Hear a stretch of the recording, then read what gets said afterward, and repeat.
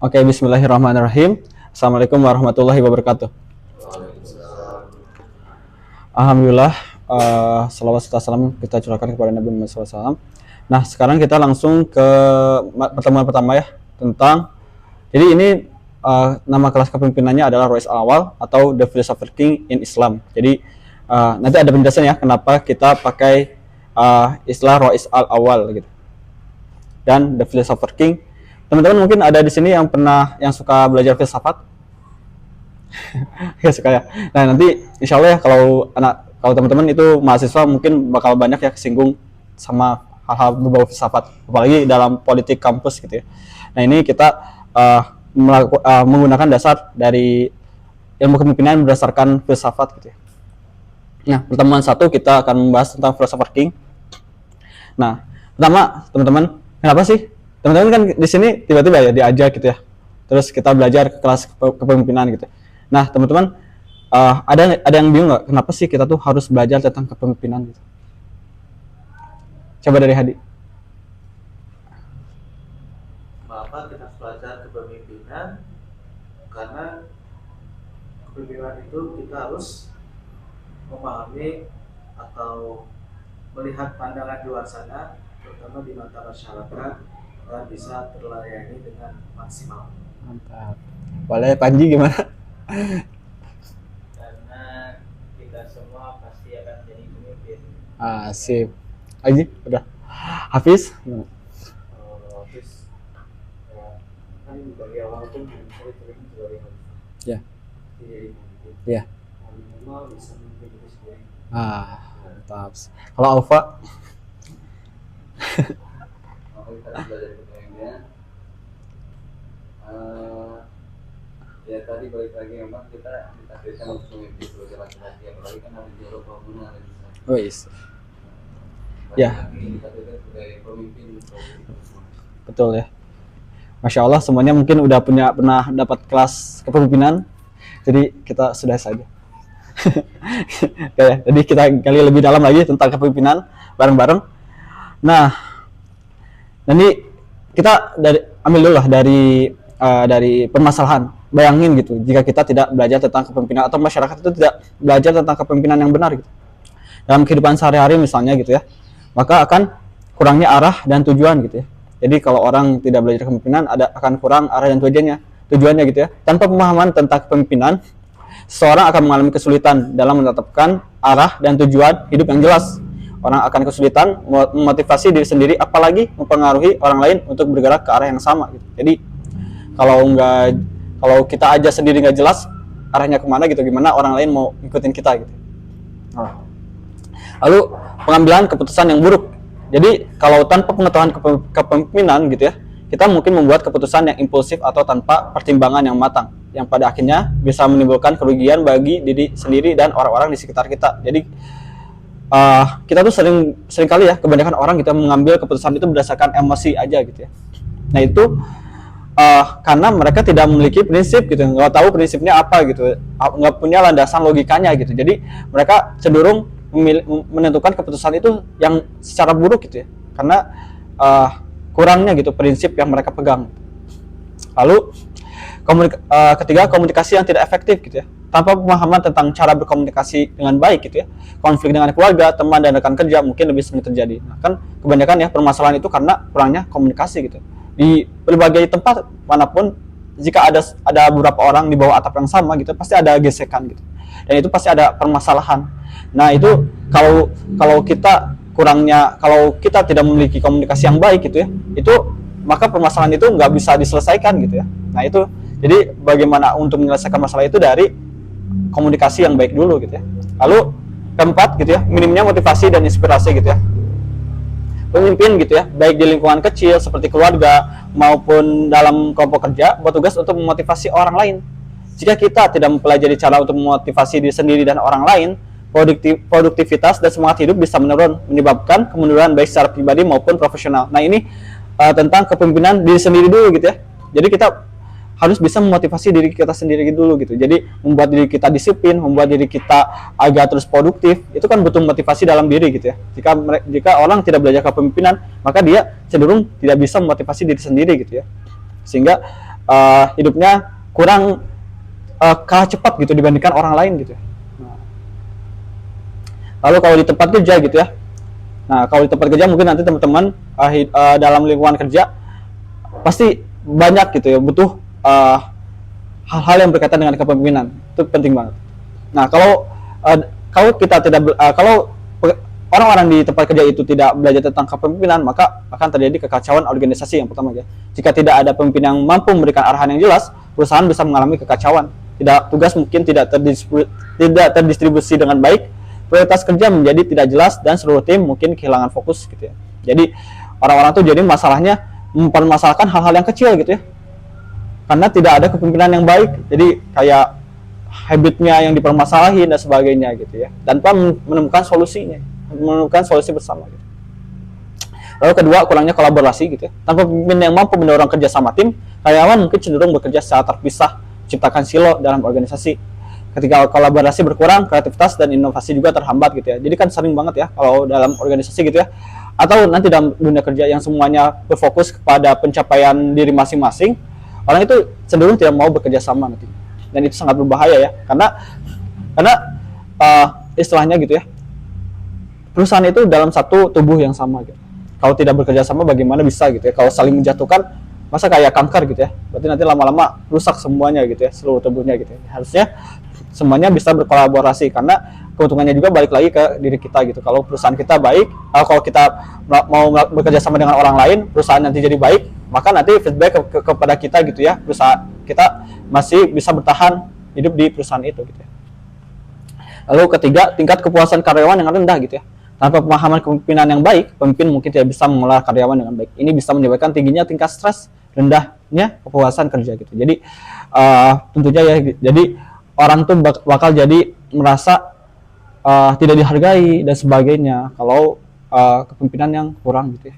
Tidak ada visi atau tujuan jelas, dan ini penting banget ya. Pemimpin yang tidak memiliki visi yang jelas atau tidak dapat menyampaikan visi tersebut dengan baik akan membuat seluruh tim atau organisasi kehilangan arah gitu ya. Jadi bingung gitu mau dibawa kemana ini tuh perusahaan gitu ya, maksudnya ini organisasi mau dibawa kemana gitu, apa cuman gini-gini aja gitu. Nanti pasti ada kepikiran gitu ya dalam suatu tempat kerja. Walaupun sebenarnya nanti teman-teman walaupun udah belajar kepemimpinan di sini, ternyata nanti punya tempat kerja, ternyata orang-orangnya nggak belajar, nggak punya ilmu kepemimpinan, bukan berarti masa menjudge ini nggak pada orang-orang yang nggak belajar kepemimpinan nih, aku nggak, jadi malah kaliannya rudet sendiri gitu, karena nggak bisa diubah ya, harus dari diri sendiri dulu gitu ya. Atau kayak pemimpinnya nggak belajar kepemimpinan dan kalian jadi mempermasalahkan hal itu bahkan kebanyakan perusahaan itu mesti di generasi boomers gitu ya, mesti di generasi orang-orang yang lebih banyak di etos kerja, bukan tentang kepemimpinan gitu. Dan kalian harus bisa menyesuaikan dengan diri kalian sendiri yang punya jiwa kepemimpinan gitu ya, dan insya Allah nanti lama-lama menular gitu ke orang-orang lain gitu. Lalu di lingkungan masyarakat gitu ya, tentunya di lingkungan masyarakat sangat penting gitu ya, apalagi udah bertetangga, nanti teman-teman punya rumah tangga gitu ya, tentunya harus jelas, harus mengenal tentang kepemimpinan ini gitu ya.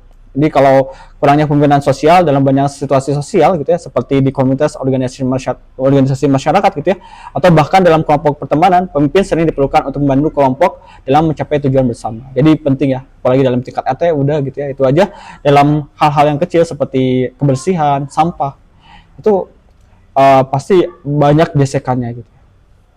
Lalu konflik dan disintegrasi gitu ya. Masyarakat tanpa kepemimpinan yang baik akan lebih rentan terhadap konflik gitu. Tanpa pemimpin yang mampu menjadi penengah dan menyatukan berbagai pihak, perbedaan pendapat bisa berubah menjadi perpecahan gitu. Jadi tentunya gitu ya, kalau ternyata pasti sering banget gitu ya, ada permasalahan, bahkan sampai orang-orang tuh pindah gitu ya, pindah rumah gitu, karena hanya masalah konflik yang tidak terselesaikan gitu. Lalu minimnya inisiatif untuk perubahan positif. Pemimpin di masyarakat seringkali bertanggung jawab untuk mendorong perubahan yang diperlukan baik dalam aspek sosial, ekonomi maupun lingkungan. Jadi kalau lingkungannya ternyata jalannya gitu ya rusak, nggak ada kepemimpinan yang baik gitu di PRT-nya atau sebagainya gitu. Nanti kan jalan dibiarkan aja rusak gitu, nggak ada perubahan gitu ya. Kalau ternyata kepemimpinan itu kurang gitu, kurangnya persatuan gitu. Lalu kalau di tingkat negara gitu ya, nah ini tingkat negara ini sangat yang pasti benar-benar penting ya. Nanti teman-teman apalagi di tingkat perkuliahan sering banget, apalagi ngebahas, ada forum-forum gitu, forum-forum politik gitu ya. Nah, itu pasti ada juga ajakan-ajakan aksi. Nah, ini kalau karena itu didasarkan karena di negaranya itu kurang gitu. Apa sih jiwa-jiwa kepemimpinan yang kurang gitu, yang kurang memuaskan gitu. Jadi ada kayak krisis politik gitu ya. Tanpa pemimpin yang kompeten gitu ya, negara bisa mengalami krisis politik seperti kebuntuan dalam pengambilan keputusan, pemerintahan yang tidak stabil atau bahkan kehancuran demokrasi gitu. Jadi kehancuran ya sistem demokrasinya gitu ya. Lalu ada korupsi dan penyalahgunaan kekuasaan. Nah ini ya, kurangnya pemahaman tentang prinsip-prinsip kepemimpinan yang baik bisa membuat pemimpin negara menyalahgunakan kekuasaan mereka untuk keuntungan pribadi. Jadi kalau orang tidak punya jiwa kepemimpinan, maka dia orientasinya gitu ya, orientasinya malah untuk diri sendiri aja gitu. Dia punya jabatan untuk keuntungan diri sendiri, padahal dia punya jabatan itu untuk melayani masyarakat gitu ya. Jadi dia menyalahgunakan kekuasaannya gitu. Dan itu sering banget terjadi di Indonesia gitu ya.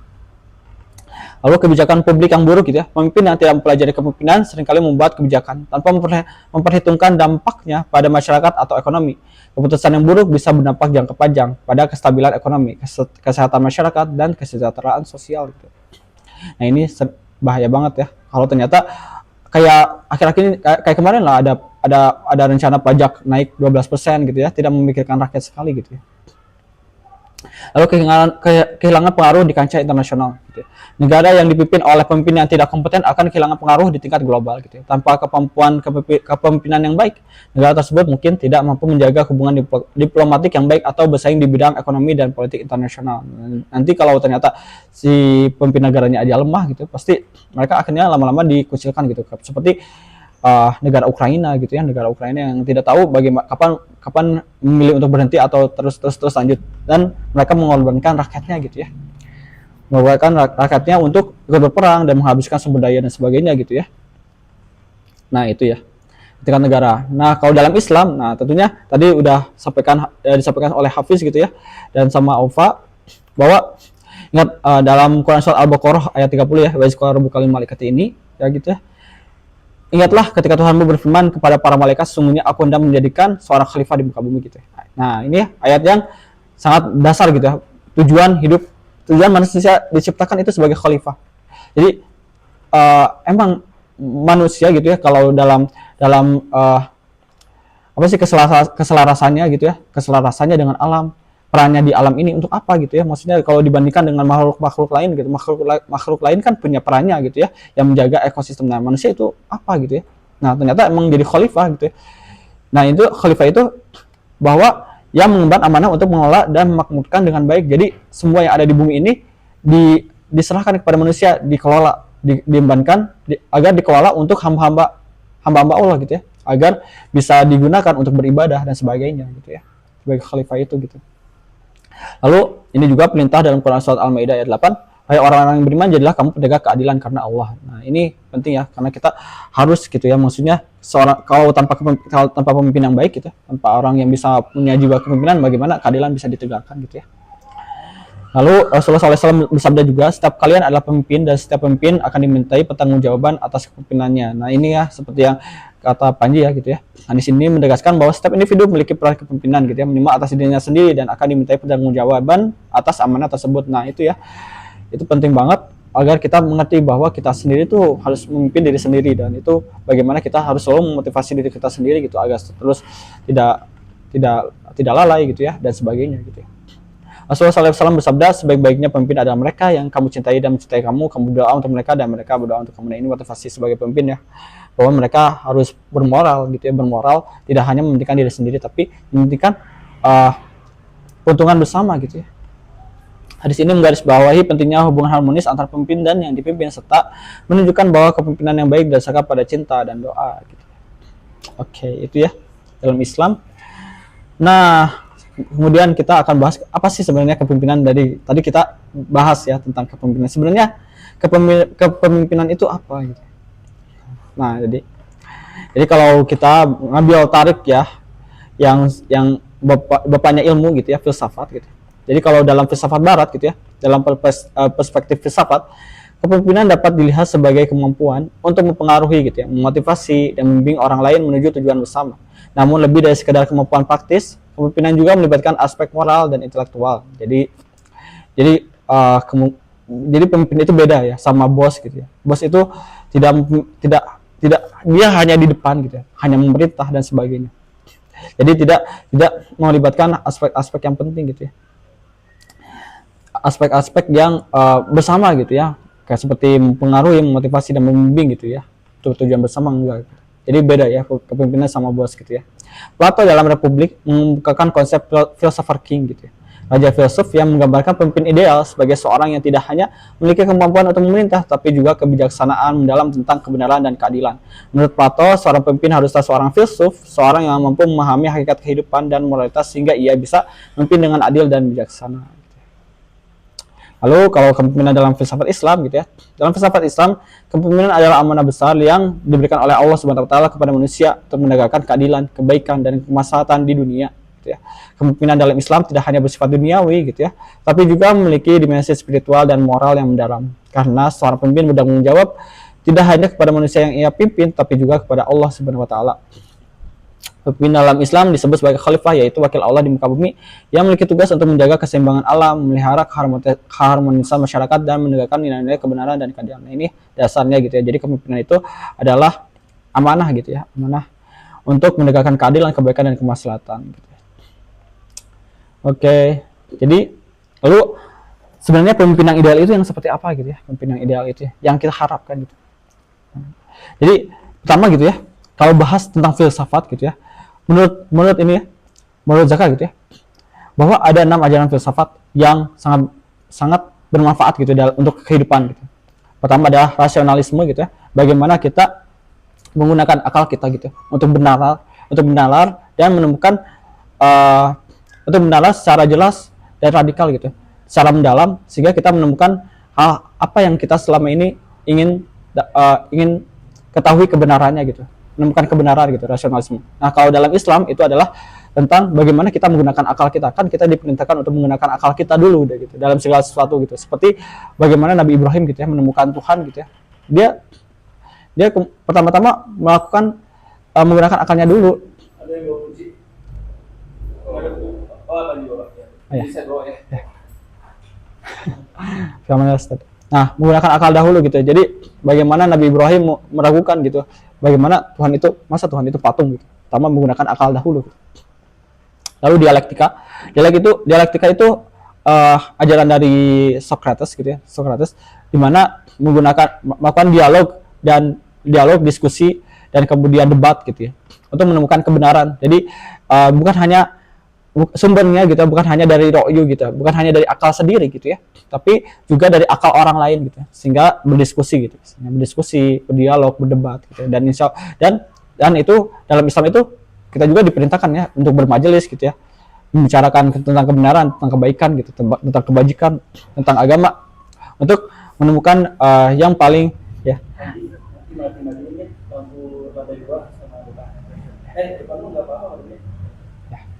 Nah itu kita bermajelis untuk menemukan kebenaran bersama gitu ya, kebenaran untuk diterapkan bersama, apalagi kalau dalam landasan hukum Islam itu ada namanya ijtihad gitu ya, ijtihad ulama gitu dan sebagainya gitu.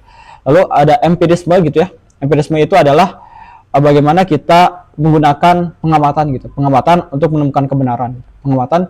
Jadi kita kalau ini tuh istilahnya mengerti lah kayak sains ilmu pengetahuan. Jadi hal-hal yang kita bisa lihat secara langsung, bagaimana kita menemukan kausalitas atau hubungan sebab akibat dari suatu gitu, itu. Jadi kita tidak lagi ego propter hoc gitu. Jadi nggak lagi kalau orang zaman dulu gitu ya, andaikan orang melihat setiap kali orang mendapatkan uang dan dia itu ternyata sebelumnya tuh karena ada burung lewat ke kanan gitu ya, dia setiap ada burung lewat ke kanan dia dapatin uang, setiap ada burung lewat ke kanan dia dapetin uang. Nah dia jadi menyimpulkan kita bahwa jika ada burung lewat ke kanan maka di hari itu dia bakal dapat uang. Nah itu kan logika mistika ya gitu, yang sering terjadi gitu, karena kurangnya menerapkan kausalitas atau hubungan sebab akibat yang ilmiah gitu ya, empirisme. Nah itu penting banget dipelajari oleh masyarakat agar tidak hanya berdasarkan hal-hal yang di luar gitu ya, tidak berdasar. Kalau kita dalam Islam gitu ya, kalau kita dalam Islam, jika emang sudah ada dalilnya, mungkin kita bisa percayai karena kita bagaimana kita mengimani juga menggunakan cara ilmiah gitu ya, cara yang rasional gitu ya. Tapi kalau ternyata halnya tidak ada dasarnya gitu ya, dan kemudian kita main terima-terima aja gitu ya, itu kan udah mistis gitu ya, udah takhayul, udah syirik gitu jatuhnya. Nah, kita kalau dalam Islam itu ada tadabur gitu ya. Tadabur bagaimana kita mengamati alam gitu ya, mengamati alam seperti bagaimana Nabi Ibrahim menemukan Tuhan gitu ya. Pertama mengamati matahari, bintang, bulan, matahari, dan semuanya tidak memiliki sifat ketuhanan di mana semuanya menghilang gitu ya. Jadi akhirnya tidak bisa bahwa Tuhan itu nggak mungkin hal yang menghilang gitu ya. Jadi kalau empirisme itu memudahkan kita dalam menentukan kausalitas yang benar gitu ya, sebab akibat yang benar. Lalu ada ethics atau akhlak gitu. Ethics itu moral gitu, mempelajari antara yang baik atau buruk, antara yang benar dan salah gitu ya. Dan seringkali untuk menemukan solusi dari hal-hal yang dilema gitu. Jika kita menemukan dua hal permasalahan yang dua-duanya benar gitu, atau dua-duanya baik, tapi mana yang paling baik gitu. Seperti kalau ternyata kita dipermasalahkan di suatu masalah, kita ada seorang yang terancam meninggal gitu ya. Ada orang yang terancam meninggal. Orang yang terancam meninggal ini dia itu butuh obat gitu, butuh obat. Kemudian dia butuh obat kemudian dia mencari obat ke tukang apoteker. Tapi apoteker ini memberikan apa sih? Dia menaruh harga yang sangat tinggi gitu. Nah, tinggi untuk obat itu. Dan orang yang butuh obat ini nggak bisa beli karena dia nggak punya uang. Nah, ini permasalahannya, dia kebingungan bagaimana cara dia dapatkan obat. Apakah dia lebih baik mencuri karena dia nggak punya uang, ataukah dia biar aja dia nggak minum obat nanti dia meninggal. Kan ini permasalahannya berat ya. Kalau dia ternyata nggak mencuri dia meninggal, tapi kalau dia mencuri dia sembuh tapi dia ditangkap. Itu masalah-masalah dilema seperti itu. Nah, itu kita kalau dalam Islam itu adalah akhlak gitu ya. Hubungan yang dimana itu tuh hasil dari ibadah kita, hasil dari Islam, iman, dari ihsan gitu ya. Jadi diterapkan dalam kehidupan sehari-hari gitu ya, akhlak. Nah, kemudian ada stoikisme gitu ya. Stoikisme itu adalah aliran filsafat yang berfokus pada penerimaan diri, menerima segalanya gitu. Jadi pertama itu menerima takdir, amar fati, menerima takdir, dan ini amar fati menerima takdir itu tentunya dipelajari dalam Islam ya, bagaimana kita menerima takdir. Kemudian ada memento mori gitu, mengingat kematian. Jadi menerima bahwa kita tuh ditakdirkan untuk mati. Maka untuk itu kita harus menyiapkan apa yang akan kita tinggalkan sebaik-baiknya gitu. Memento mori. Dan itu kita juga dalam Islam juga diajarkan gitu untuk melakukan hal tersebut gitu. Kemudian ada juga dikotomi kendali gitu. Dikotomi kendali itu kita mengetahui mana yang bisa kita bedakan, yang bisa kita kendalikan, dan apa yang tidak bisa kita kendalikan. Dikotomi kendali gitu. Jadi menerima yang tidak bisa kita kendalikan, kita menerima. Yang kita bisa kendalikan, kita menerima juga untuk berubahnya dengan sebaik-baik. Kemudian ada juga menerima peran kita yang harus selaras dengan alam gitu ya, selaras dengan alam. Jadi kita setiap hewan, setiap apa yang di alam semesta ini punya perannya gitu. Setiap kita manusia juga kita punya perannya. Kita punya profesi, dan profesi itu pasti berpengaruh terhadap orang lain gitu. Nah, itu kita hidup dengan selaras dengan alam. Kalau kita sebagai orang Islam, jadi sebagai khalifah gitu ya, menggunakan apa yang ada di alam semesta ini untuk kebaikan hamba-hamba Allah gitu, untuk beribadah gitu. Lalu kemudian ada juga premeditation malorum gitu ya. Jadi kita membayangkan bahwa hal-hal yang tidak bisa kita terima itu sudah terjadi, sehingga jika memang benar-benar kejadian itu kita bisa menerimanya. Nah, itu ya, kalau stoikisme itu belajar tentang menerima segala sesuatu yang Tuhan berikan atau alam semesta ini berikan. Ya, Tuhan melalui alam semesta ini berikan gitu ya, stoikisme. Walaupun konsep Tuhannya berbeda ya dengan Islam, tapi nilai-nilainya memang sudah sejalan gitu ya dengan Islam gitu ya. Dan kalau ini kita belajar, kalau yang selaras gitu ya, maksudnya dengan stoikisme itu adalah tentang tasawuf gitu ya, bagaimana pencapaian tertinggi adalah jalan untuk mencapai ihsan gitu ya, mencapai penyucian jiwa atau tazkiyatun nafs. Nah, terakhir yang sering banget orang-orang lupain adalah tentang philosopher king atau tentang memimpin Jadi kalau stoikisme itu untuk diri sendiri gitu ya, hasil dari belajar filsafat itu untuk diri sendiri, untuk jadi bijaksana. Kalau philosopher king itu bagaimana dengan belajar filsafat itu kita bisa bermanfaat untuk banyak orang gitu. Nah ini dipelajari oleh, kalau dalam Islam itu ada Rois al-Awal atau pemimpin pertama gitu, yang dikembangkan oleh Ibnu al-Farabi gitu.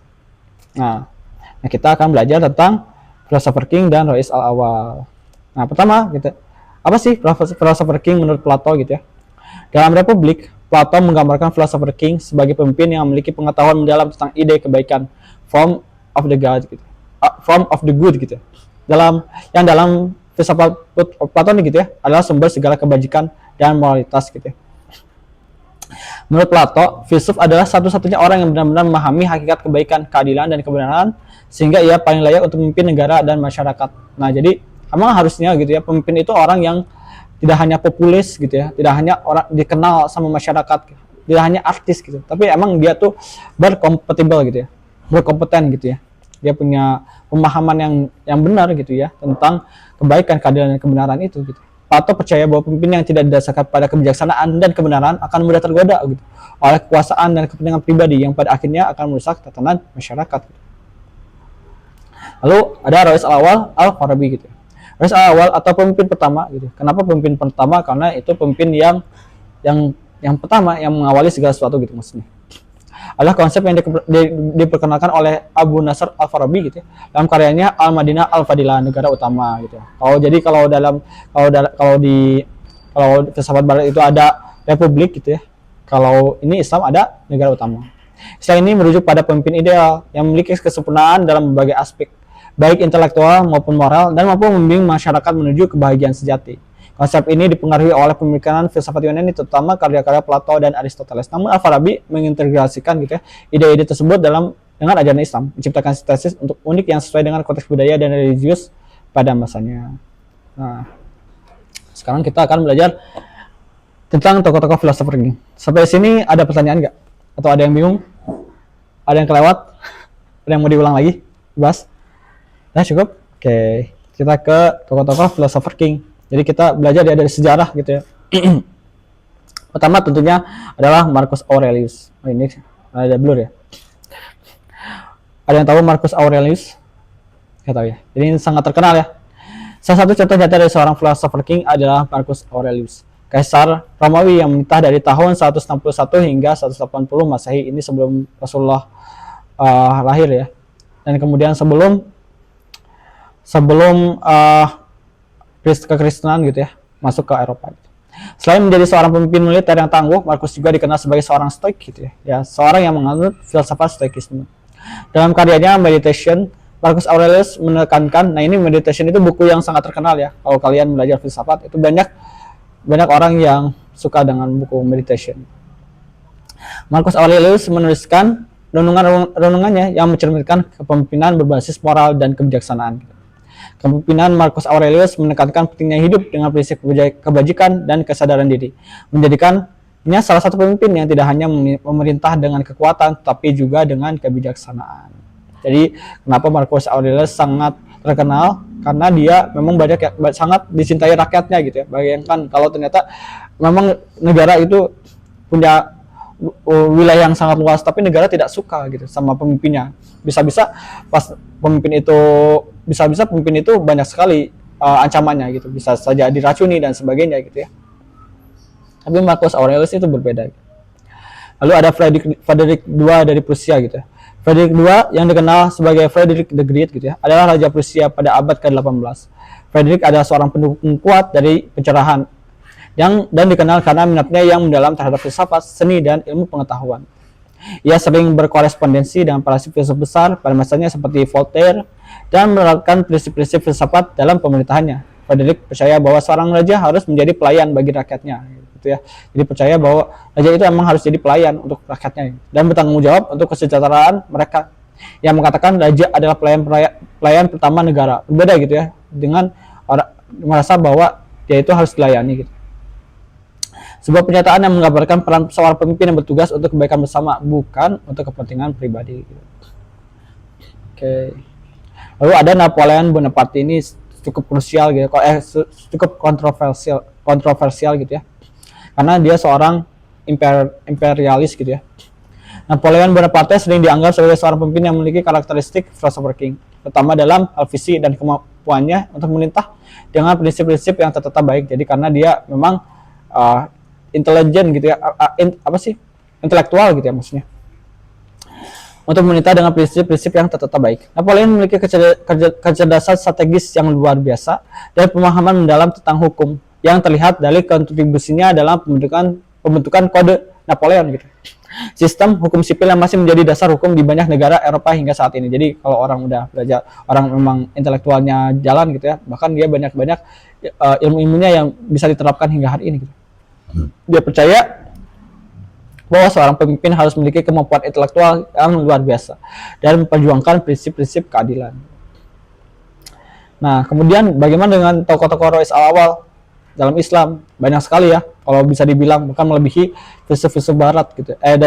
Melebihi pemimpin-pemimpin barat gitu ya. Pertama, ada tentunya Nabi Muhammad SAW. Tentunya ya, nggak mungkin lah kalau Rasulullah bukan Rois al-Awwal atau disebut sebagai philosopher king gitu. Apalagi beliau sebagai tokoh nomor 1 di 100 tokoh paling berpengaruh di dunia gitu ya, karya Michael H. Hart gitu ya. Nabi Muhammad SAW adalah pemimpin tertinggi dalam Islam dan contoh terbaik dari segala aspek kepemimpinan, termasuk dalam konteks Rois al-Awwal gitu ya. Beliau adalah sidik benar gitu, amanah, dapat dipercaya, tabligh, menyampaikan, dan fatwa cerdas gitu ya. Beliau berhasil memimpin umat Islam gitu ya dalam berbagai aspek kehidupan, politik, sosial, ekonomi, dan agama dengan penuh keadilan dan kebijaksanaan gitu. Ketegasan dan kasih sayang beliau kepada umatnya tercermin dalam bagaimana beliau memperlakukan semua orang, baik teman maupun musuh, dengan adil gitu. Jadi bahkan oleh musuhnya aja beliau sangat dihormati gitu.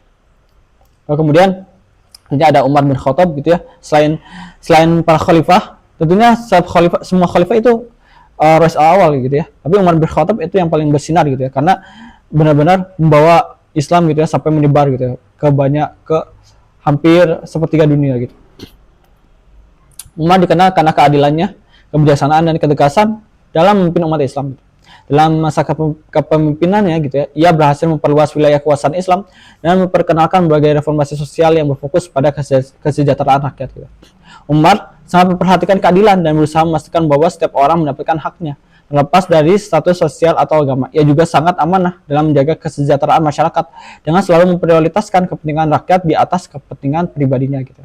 Nah ini ya, Umar terkenal dengan ucapannya. Nah ini, bayangin, jika ada seorang keledai yang jatuh di Irak, maka aku takut Allah akan bertanya kepadaku, mengapa engkau tidak meratakan jalan untuknya. Nah ini benar-benar sangat amanah sekali ya Umar itu, Masya Allah. Ucapannya ini mencerminkan tanggung jawab moral yang besar sebagai seorang pemimpin. Dan ini adalah tipe-tipe pemimpin seperti Umar inilah yang banyak kita harapkan gitu ya. Ada yang agar kita bisa rasakan juga di generasi saat ini gitu ya. Lalu ada Umar bin Abdul Aziz, walaupun ini dari kekhalifahan Umayyah gitu ya, yang banyak orang tidak suka gitu bagaimana mereka bisa memegang kekuasaan Islam gitu. Tapi dari kekuasaan yang tidak mereka suka itu lahir Umar bin Abdul Aziz, raja yang amanah gitu ya. Umar bin Abdul Aziz sebagai Khalifah Bani Umayyah membawa banyak perubahan positif dalam masyarakat Muslim pada masa ini. Ia dikenal karena komitmennya terhadap keadilan, penghapusan pajak yang tidak adil, dan upayanya untuk menyebarkan kesejahteraan secara merata di seluruh wilayah kekuasaannya gitu. Sebagai pemimpin yang cerdas dan penuh integritas, Umar bin Abdul Aziz menjalankan kekuasaannya dengan sangat bijaksana dan selalu berusaha menjalankan amanah dengan jujur gitu ya. Jadi kepemimpinannya juga dikenal karena mengutamakan perdamaian dan persatuan serta menekankan pentingnya pendidikan dan pengajaran agama gitu.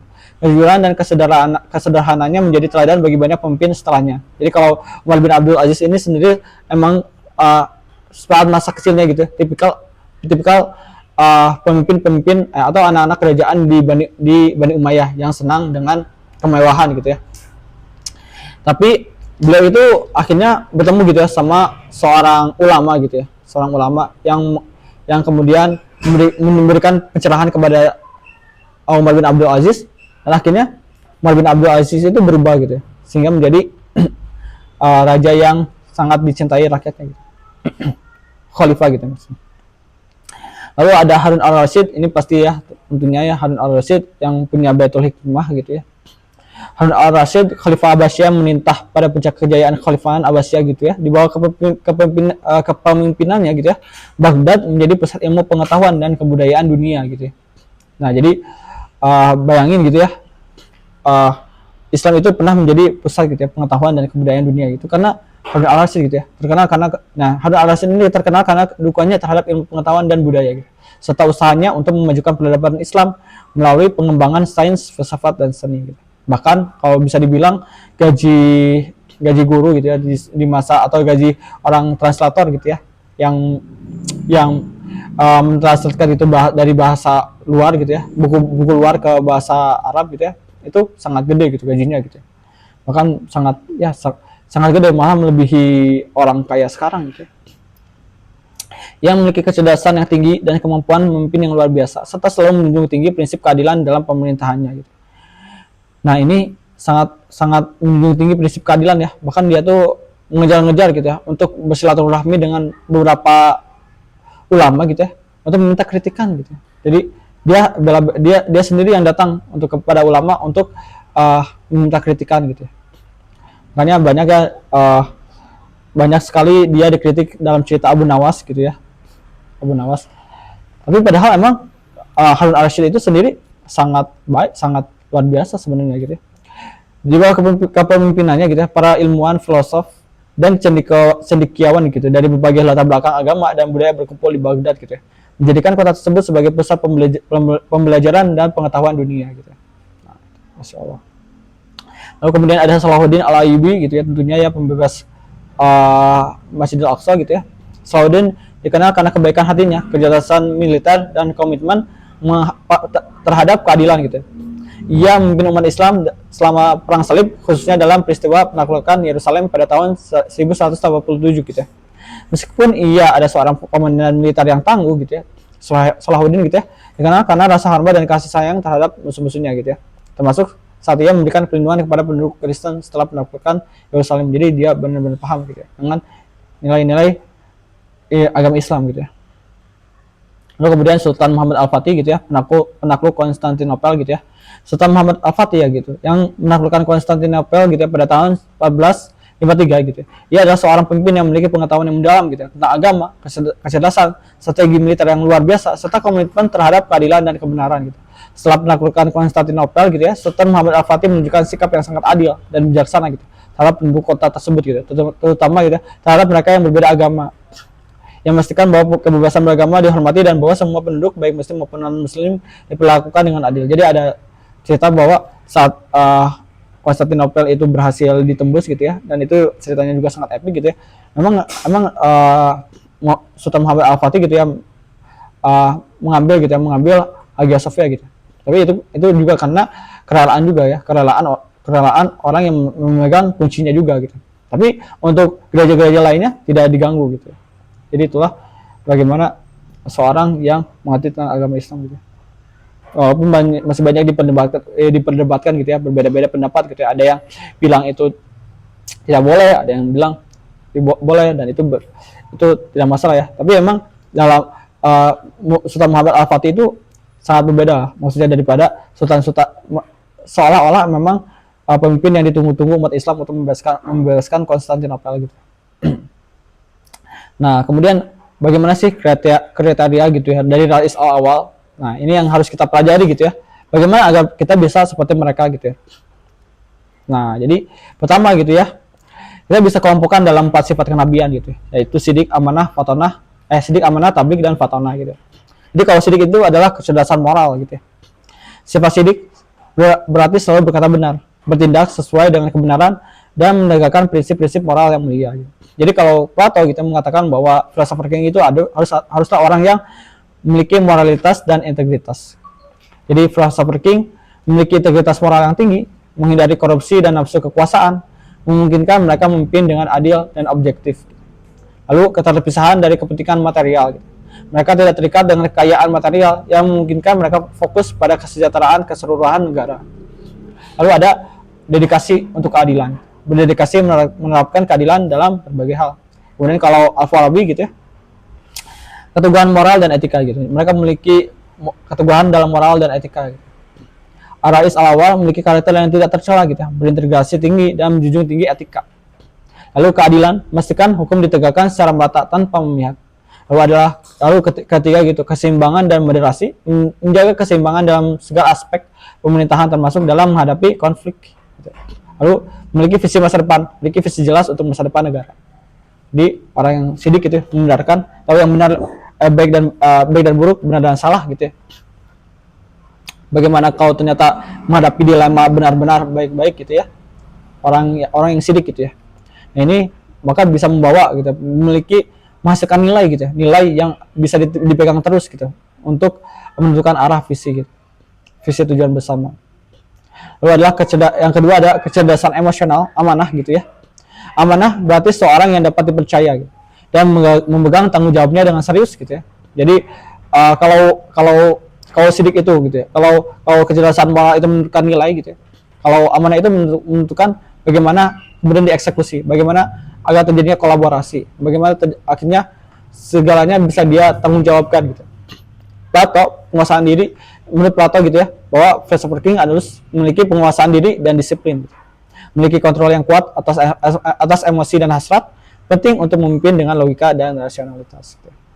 Lalu Al-Farabi, kepedulian terhadap kesejahteraan rakyat gitu ya, memprioritaskan kesejahteraan umum berupa meningkatkan kehidupan masyarakat, jadi merasa bertanggung jawab terhadap semuanya gitu. Lalu ada kecerdasan interpersonal atau tabligh gitu ya. Kecerdasan interpersonal itu adalah hubungan orang dengan orang gitu ya, itu berhubungan dengan komunikasi gitu. Tabligh berarti menyampaikan pesan dengan jelas dan benar gitu ya. Plato, kemampuan untuk, menurut Plato gitu ya, bahwa philosopher king itu harus memiliki kemampuan untuk membentuk orang lain gitu. Nah, berperan sebagai guru dan mentor, mendidik dan menginspirasi warga negara lainnya gitu. Jadi memang philosopher king itu, jadi pemimpin itu tidak hanya orang yang bisa ngatur-ngatur aja, tapi dia tidak mengajarkan caranya gitu. Kan banyak ya nanti, pasti teman-teman nanti dalam pekerjaan ada orang yang hanya bisa memerintah, tidak bisa mengajarkan apa yang harus dilakukan atau apa yang benar gitu. Nah itu sangat jauh gitu ya dari sifat tabligh. Dan teman-teman harus kalau jadi pemimpin nantinya gitu ya, harus bisa bukan hanya menjadi orang yang memerintah, tapi mengajarkan itu bagaimana caranya gitu. Atau kalau tidak membantu agar orang tersebut bisa sebisa mungkin gitu ya, dengan apa yang dia punya gitu. Al-Farabi gitu ya, menurut Al-Farabi gitu ya, philosopher king atau Rais al-Awwal gitu harus memiliki kemampuan komunikasi gitu ya, dapat berkomunikasi dengan jelas dan efektif, menjelaskan kebijakan dan keputusan dengan cara yang dapat dimengerti oleh semua. Nah, tentunya ya ini. Lalu kecerdasan intelektual. Nah ini intinya gitu, intinya dari yang membedakan kepemimpinan philosopher king dengan yang lainnya gitu. Adalah Fatonah gitu ya, cerdas gitu. Fatonah adalah kecerdasan dan kebijaksanaan yang dimiliki oleh Nabi Muhammad SAW. Ini bukan hanya soal kecerdasan intelektual, tapi juga kemampuan untuk membuat keputusan yang tepat dalam berbagai situasi. Plato mengatakan bahwa seorang philosopher king harus memiliki cinta akan kebijaksanaan. Jadi filsafat gitu. Filsafat itu adalah cinta akan kebijaksanaan ya. Filosofi itu cinta, Sophia itu kebijaksanaan. Jadi orang yang belajar filsafat itu tujuannya untuk menjadi bijaksana gitu. Jadi aneh gitu kalau ternyata orang belajar filsafat tapi orangnya ternyata tidak bijaksana, atau dia malah dia hanya percaya dengan kepintarannya sendiri aja gitu, atau merasa paling pintar. Jadi dia memiliki hasrat mendalam untuk pengetahuan dan kebenaran gitu. Oleh karena itulah kenapa awal-awal filsafat itu adalah gayanya Socrates, yaitu dialektika gitu. Jadi mencari kebenaran melalui berdiskusi gitu dengan orang lain gitu. Lalu seorang philosopher king harus memiliki pemahaman tentang bentuk ide gitu. Ide itu apa gitu. Jadi ide itu adalah sumber awal dari realitas kita gitu. Jadi kan kalau menurut Plato ya, ini Plato itu, semua yang ada di alam semesta kita atau di lingkungan kita adalah bayangan dari sesuatu yang sempurna di dunia idea. Jadi ide itu konsep awal, konsep yang paling sempurna. Sedangkan yang ada di dunia ini itu hanya mengambil sebagian dari konsep itu, dari ide itu. Jadi istilahnya, kalau kita punya kursi, nggak ada kursi yang sempurna. Tapi dia itu karena kursi berbeda-beda bentuknya kan. Lalu kursi yang disebut kursi itu yang seperti apa? Nah, yang disebut kursi itu ada konsep yang sejatinya, yang itu ada di dunia ide atau manusia atau nilai atau dalam hal-hal yang benar-benar sangat berpengaruh dalam masyarakat, seperti tentang keadilan. Apa yang disebut dengan keadilan? Kan tidak ada keadilan yang sempurna di dunia ini, tapi itu mengambil nilai keadilan di dunia ide atau mengambil kayak kebajikan. Apa yang disebut dengan kebajikan menurut orang perspektifnya berbeda-beda gitu, tapi dia mengambil kebajikan yang sempurna, konsep kebajikan yang sempurna di dunia ide. Nah, kalau dalam Islam yang memiliki kesempurnaan itu, memiliki pengetahuan itu kan Allah gitu ya, Allah. Jadi sumber segala ide itu Allah kalau dalam Islam. Tapi kalau menurut Plato itu ada dunia ide gitu. Jadi memiliki pemahaman mendalam tentang ide, kebaikan dan prinsip-prinsip universal. Jadi dia bisa melihat sesuatu secara holistik gitu, secara menyeluruh gitu. Nah, coba oke. Kemudian ada Al-Farabi gitu ya. Oh, Salim kalau nggak salah. Lalu ada Al-Farabi gitu ya. Kalau Al-Farabi itu rais awal harus memiliki kecerdasan dan pengetahuan. Nah, tentunya dia juga haruslah seorang yang memiliki pengetahuan agama gitu. Menguasai ilmu pengetahuan dan filsafat, khususnya yang berkaitan dengan etika, metafisika dan politik gitu. Jadi ini penting banget gitu ya. Jangan sampai orang jadi pemimpin hanya karena dia populer, hanya karena dia bisa ngelawak atau dia artis gitu ya. Jangan gitu ya. Dan itu sering banget ya terjadi dalam negara demokrasi yang dimana semua orang itu memiliki suara yang sama, sedangkan di negara yang kecerdasan intelektualnya mesti rendah, maka yang dipilih pemimpin yang hanya mereka kenal aja, yang populis gitu. Nah, itu sebenarnya harus dikembangkan bagaimana akhirnya bisa negara itu yang dipilih itu orang yang benar-benar kompeten gitu ya. Harusnya ditambahkan syarat-syaratnya gitu ya. Jangan asal semua masyarakat bisa gitu jadi pemimpin gitu. Lalu kemampuan dalam logika gitu ya. Mahir dalam logika, membedakan antara kebenaran dan kesalahan gitu. Jadi dia memiliki kemampuan logika yang baik gitu.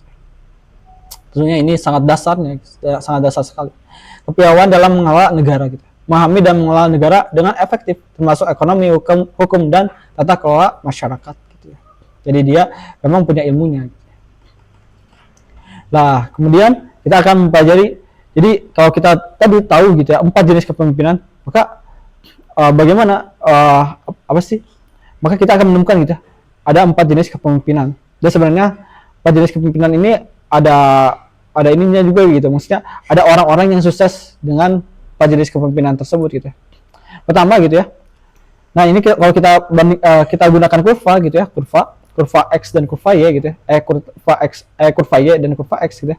Kurva X itu kita bisa adakan dengan kecerdasan emosional dan interpersonal gitu ya, berhubungan dengan sosial dan emosi gitu ya. Habis ngantuk. Minum tuh. Udah ngambil minum. Lalu kemudian ada kecerdasan logika gitu atau rasional, yaitu adalah kecerdasan moral dan intelektual di kurva Y gitu. Jadi yang membedakan pemimpin kebanyakan adalah hanya ini ya, kebanyakan hanya di kurva X yang kebanyakan orang ajarkan gitu ya tentang kepemimpinan aja gitu. Tapi kalau kita philosopher king, kita mempelajari dengan filosofnya gitu ya, kecerdasan intelektualnya di kurva X, kurva Y gitu ya.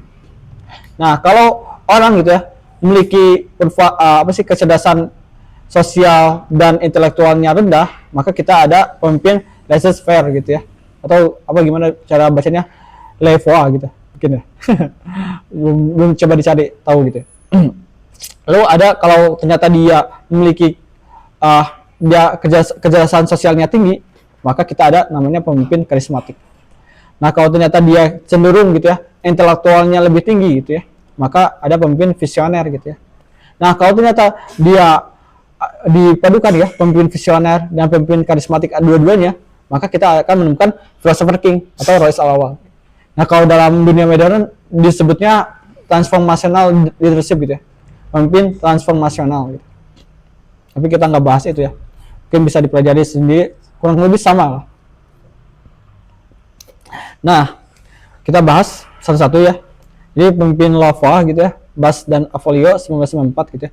Konsep ini dikemukakan oleh Bass dan Avolio dalam studi mereka tentang kepemimpinan transformasional. Gitu. Pemimpin Lavoie secara minimal terlibat dalam pengambilan keputusan dan memberikan kebebasan yang tinggi kepada anggota tim untuk mengambil keputusan sendiri gitu. Jadi dia benar-benar nggak punya kepemimpinan yang baik, tidak punya juga inovasi, tidak punya intelektual. Tapi ada aja gitu yang berhasil gitu, seperti Warren Buffett gitu. Meskipun seorang investor dan pengusaha sering dianggap mengikuti gaya kepemimpinan Lavoie dalam mengelola perusahaannya, Berkshire Hathaway gitu membiarkan perusahaan-perusahaan di bawahnya beroperasi secara independen dengan sedikit interferensi gitu ya. Jadi dia lebih cenderung membebaskan jalannya perusahaannya, dan kebanyakan orang bisa berhasil seperti ini karena emang ada orang yang menggantikan perannya gitu. Ada yang menggantikan perannya menjadi pemimpin karismatik atau intelektual, pemimpin visioner di perusahaan tersebut gitu. Jadi Warren Buffett tuh memanfaatkan itu. Tapi itu bagaimana kita bisa menemukannya gitu ya? Kan itu sangat rentan gitu ya, sangat rentan. Kalau ternyata kita tidak punya orang-orang yang bisa membantu kita menempati posisi sebagai pemimpin karismatik atau visioner itu. Lalu ada pemimpin visioner. Nah ini siapa? Steve Jobs ya. Menurut Marshall Susskind gitu ya, 1988. Didefinisikan oleh Marshall Susskind gitu ya, pemimpin visioner adalah mereka memiliki visi yang jelas tentang masa depan dan kemampuan untuk membagikan visi tersebut sehingga memotivasi pengikutnya untuk mencapai tujuan bersama. Jadi dia bisa memotivasi, maksudnya dia punya visi yang jelas, tapi dia kadang dalam teamwork dia kurang gitu. Dalam teamworknya dia kurang.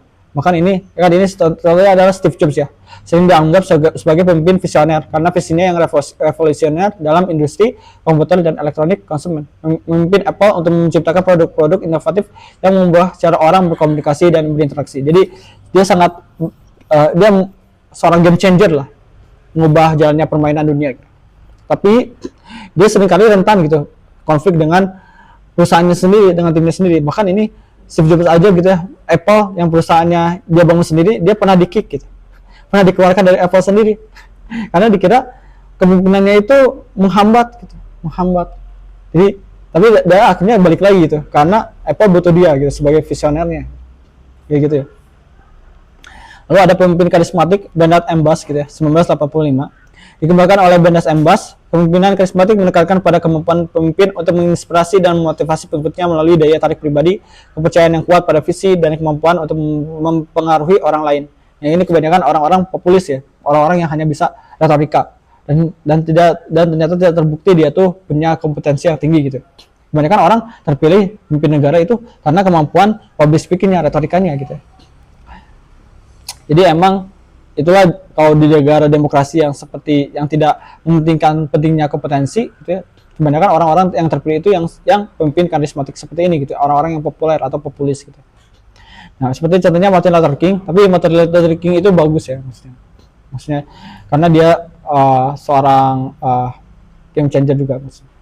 Sini kutip sebagai contoh pemimpin karismatik yang melalui kekuatan pidato dan dedikasi terhadap visi kesetaraan rasial berhasil memimpin dan menginspirasi gerakan hak sipil di Amerika Serikat. Jadi pemimpin karismatik itu orang yang bisa mengumpulkan massa gitu ya. Orang kalau dalam demo pasti yang dibutuhkan adalah pemimpin karismatik, orang yang bisa mengumpulkan massa gitu, orang yang bisa public speaking. Nah kemudian yang terakhir adalah philosopher king gitu ya. Ini Marcus Aurelius ya contohnya. Tapi yang tadi seperti yang sudah disebutkan ada beberapa orang juga ya yang juga mewakili philosopher king. Dan sebenarnya ini juga kurang lebih sama dengan pemimpin transformasional gitu ya. Dan banyak sekali orang-orang yang terkenal sekarang juga termasuk pemimpin transformasional gitu. Pertama, konsep ini dikemukakan oleh Plato dalam karyanya The Republic. Ini udah dijelaskan ya kayak tadi, mungkin nggak akan dijelaskan lebih lanjut, mungkin udah jelas lah tadi ya. Jadi sama aja tentang philosopher king, pemimpin yang memenuhi sebagai pemimpin karismatik iya, pemimpin visioner juga iya.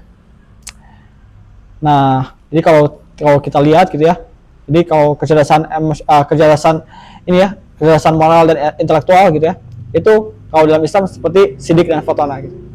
Dia akan menghasilkan nilai dan inovasi untuk timnya gitu. Kemudian kalau kecerdasan emosional dan interpersonal, dia mirip dengan sifat amanah dan tabligh gitu ya. dia akan menghasilkan kolaborasi dan komunikasi hasilnya gitu.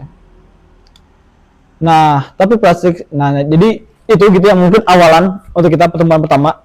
Dan nanti kita akan mempelajari ini topik-topik yang akan kita pelajari ke depan, insya Allah setiap hari, setiap pertemuan mungkin akan satu gitu ya. Jadi ini ada beberapa pertemuan. Jadi di kecerdasan moral, di sini kita akan belajar growth mindset, purpose, personal branding, courage development, resilience, leadership, value, and ethics. Lalu kemudian nanti kecerdasan emosional amanah, nanti kita akan belajar collaboration, team engagement, transforming people, leading from the front, dan make sacrifice. Yang ketiga gitu ya, nanti ada kecerdasan interpersonal, tablik, nanti kita akan belajar tentang interpersonal skill, tentang komunikasi asertif, dan tentang public speaking gitu. Nah, nanti kita akan belajar bersama-sama public speaking. Mungkin ada Hadi, ahlinya juga, mungkin bisa sharing gitu ya, tentang public speaking juga. Nanti kemudian ada kecerdasan intelektual, Fatona. Jadi ini kita akan belajar tentang critical and analytical thinking gitu. Ini yang paling dasar gitu ya. Penting untuk dipelajari masyarakat Indonesia gitu. Lalu kita akan belajar tentang design thinking, brainstorming, dan manajemen tim.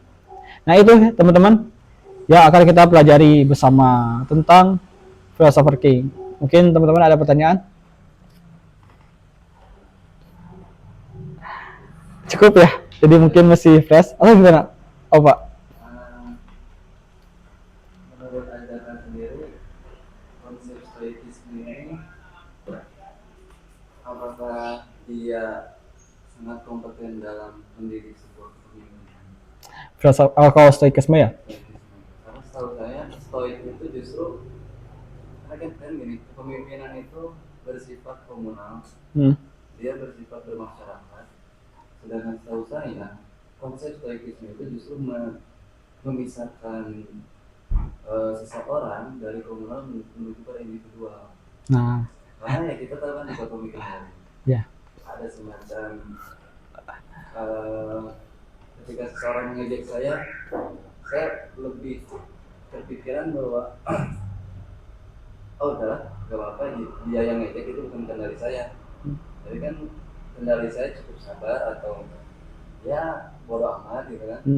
Nah bagi saya konsep stoikisme itu koreksi kalau saya salah, justru memisahkan diri dari komunal. Nah, itu ya. Apakah Agatha sendiri, maksudnya takut saya salah, menurut Agatha apakah stoikisme itu sangat kompeten gitu dalam mendidik sebuah kepemimpinan? Nah, sebenarnya kan kalau stoikisme itu salah satu aliran filsafat, dan kemudian gak seluruh orang yang di stoikisme itu menjadi seorang philosopher king gitu. Karena orang tokoh-tokoh stoik itu berbeda latar belakangnya. Jadi ada yang dari zaman Seneca, dari zaman Zeno, Seneca, Epictetus, dan Marcus Aurelius, itu tuh mereka memiliki beda-beda profesi gitu. Ada yang asalnya pedagang, ada yang asalnya budak, ada yang kemudian jadi raja. Jadi Marcus Aurelius itu kebetulan dia adalah seorang raja, tapi dia mempelajari stoikisme, kemudian dia diterapkan dalam kepemimpinannya gitu. Dan dalam stoikisme itu ada namanya hidup selaras dengan alam. Hidup selaras dengan alam itu dia melaksanakan perannya dengan sebaik mungkin. Dia jadi tidak, karena dia ada dikotomi kendali, dia maka yang bisa dia kendalikan banyak gitu. Yang bisa dia kendalikan banyak. Tidak seperti orang masyarakat biasa yang cakupan kendalinya kecil gitu. Jadi kalau istilahnya kalau dikotomi kendali itu adalah bagaimana kita secara bijaksana bisa melihat sesuatu yang kita bisa kendalikan dan tidak bisa kita kendalikan. Kalau ternyata banyak harkat hidup orang banyak itu ada dalam kendali kita, maka itu jadi tanggung jawab kita untuk bisa mengendalikannya dengan sebaik mungkin. Apalagi kalau untuk dalam stoikisme itu harus hidup selaras dengan alam, harus kemudian dia menyadari perannya gitu dengan sebaik mungkin. Bagaimana raja itu menjadi pelayan masyarakat gitu. Nah itu, tapi sebenarnya emang stoikisme itu sendiri tidak memiliki berbeda-beda profesi gitu ya. Jadi emang kebanyakan orang-orang dari philosopher king kebanyakan emang penganut stoikisme. Tapi itu ya itu berbeda aliran. Kalau philosopher king itu dari Plato gitu, dalam bukunya Republik gitu sih. Cukup? Lebih kurang. Iya sih. Terus itu paling ada sedikit sih. Gimana? Ada yang masih resah? Sebenarnya kan Kang Zaka juga di sini itu ya, kalau bisa dibilang adalah orang yang masih belajar gitu. Istilahnya kita nggak bisa menjadi seolah-olah melupakan bahwa kita mengalami Dunning-Kruger gitu. Tadi tahu kan Dunning-Kruger? Dunning-Kruger itu merasa bahwa kita mempelajari sedikit dan lalu kita merasa kita ahli gitu. Tapi memang kata Socrates sendiri gitu ya, bahwa kita haruslah yang aku tahu gitu ya, kata Socrates, yang aku tahu, aku tidak tahu apa-apa. Itu Socrates gitu. Socrates yang jadi guru banyak filsuf. Nah, jadi kita tuh harus selalu merasa Dunning-Kruger, selalu merasa kita tidak tahu, selalu merasa kita takut jadi Dunning-Kruger, takut kita merasa ahli. Tapi jangan lupa juga bahwa dalam Islam gitu ya, kita tuh tapi tidak berarti kita bahwa kita tidak menyampaikan opini kita, tidak boleh menyampaikan opini kita, apalagi dalam Islam gitu ya, kita ada perintah sampaikanlah ilmu walau satu ayat. Maksudnya jadi walaupun kita selalu merasa Dunning-Kruger gitu, merasa kita punya ilmu yang masih sedikit gitu ya, masih sedikit, kita masih banyak tidak tahunya gitu, tapi tidak menghentikan kita untuk menyampaikan ilmu kita gitu, menyampaikan opini kita, pendapat kita, apa yang kita hasil simpulkan dan sebagainya, dan akhirnya nanti dapat pendapat dari orang lain. Nah seperti ini gitu, masih ada diskusi gitu ya, seperti itu. Gimana tadi Ova? Cukup. Jadi kalau stoikisme gitu ya, maksudnya kalau stoikisme itu mungkin memang kebanyakan tentang menerima diri, tentang menerima tentang memento mori gitu ya, memento mori, mengingat kematian, kita akan meninggal. Jangan ditakutkan, tapi kita harus meninggalkan apa yang bisa kita tinggalkan dengan sebaik-baiknya, dengan apa yang bisa kita kendalikan, meninggalkan sesuatu yang bisa kita kendalikan, yaitu dikotomi kendali. Dikotomi kendali, apa yang bisa kita kendalikan itu adalah yang menjadi peran kita atau yang hidup selaras dengan alam itu, gitu. Jadi itu ya, sebenarnya kita juga nggak terlalu banyak kita akan menyinggung stoikisme, karena stoikisme itu hanyalah cara hidup yang harusnya diikuti oleh orang yang belajar filsafat aja gitu, maksudnya yang bermanfaat gitu ya. Maksudnya ini 6 ilmu filsafat, kalau teman-teman belajar filsafat, 6 ilmu yang harusnya dipelajari karena itu sangat bermanfaat untuk hidup orang. Karena tapi kebanyakan orang tidak hidup dengan malah hidupnya kayak untuk dirinya sendiri aja gitu ya, sebagainya. Apalagi sebenarnya kalau kita punya peran gitu ya, setiap orang masa sih nggak ada peran yang berhubungan dengan orang lain, kan nggak mungkin ya. Hidup di masyarakat, dia walaupun dia sebagai masyarakat, dia punya peran yang sebagai masyarakat baik gitu.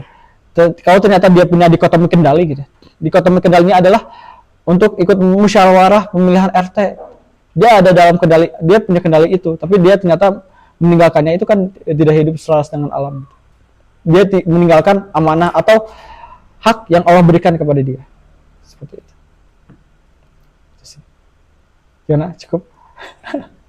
Oke, mungkin ada pertanyaan lagi? Mungkin nanti. Oke, tambahan.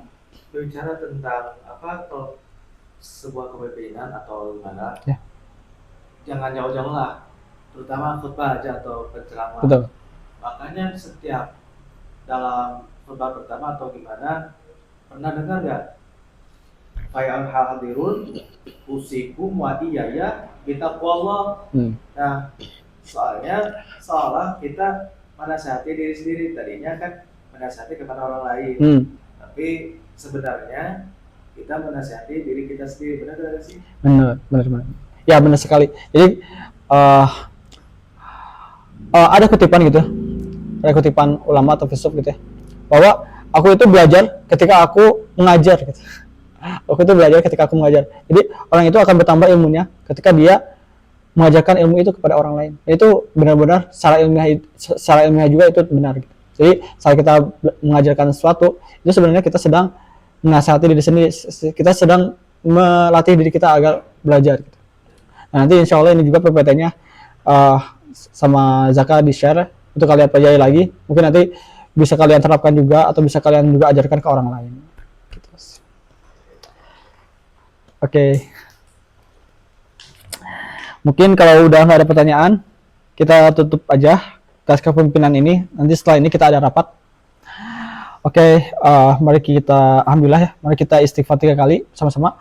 Astagfirullahaladzim, astagfirullahaladzim, astagfirullahaladzim. Hamdalah, alhamdulillahirabbil alamin. Doa kafaratul majlis. Subhanakallahumma wa bihamdika asyhadu an la ilaha illa anta astaghfiruka wa atubu ilaik. Akhirul kalam. Wassalamualaikum warahmatullahi wabarakatuh.